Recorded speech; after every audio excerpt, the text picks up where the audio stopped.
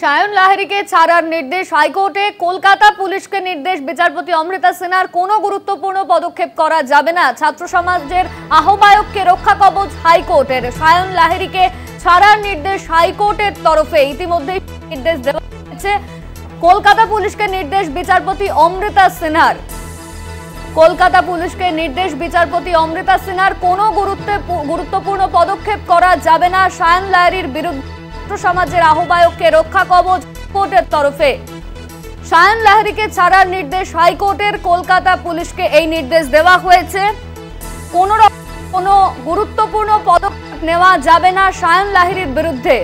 ইতিমধ্যে আমরা কথা বলবো, আমাদের সঙ্গে রয়েছেন আমাদের প্রতিনিধি পীযূষ কান্তিনাথ। পীযূষ, সায়ন লাহিড়ীকে ছাড়ার নির্দেশ দেওয়া হয়েছে কলকাতা হাইকোর্ট তরফে, কি জানা যাচ্ছে?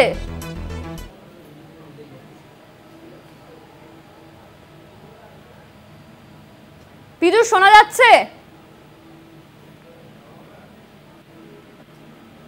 পীযূষ, সায়ন লাহিড়ীকে ছাড়ার নির্দেশ দেওয়া হয়েছে কলকাতা হাইকোর্টের তরফে, কি জানা যাচ্ছে?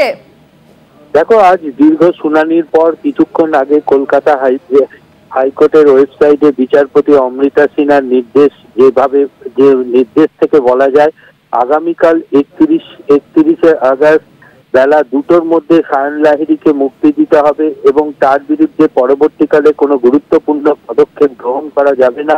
তাকে রক্ষা কবচ দিলেন বিচারপতি অমৃতা সিনহা। এই রায়টিতে গিয়ে বিচারপতি মন্তব্য করেছেন, ইতিমধ্যে সায়ন লাহিড়ী কাস্টডিতে রয়েছে, হেফাজতে রয়েছে এবং এরপরে তাকে আর হেফাজতে রেখে তদন্ত করার কোনো অর্থ আছে বলে আদালত মনে করছে না, তাই তাকে জামিন দেওয়া হয়েছে। তবে এই মামলা প্রসঙ্গে রাজ্যকে হলফনামা জমা দেওয়ার নির্দেশ দিয়েছে কলকাতা হাইকোর্ট। ধন্যবাদ তোমায় পীযূষ, আমাদের সঙ্গে ছিলেন আমাদের প্রতিনিধি পীযূষ কান্তিনাথ।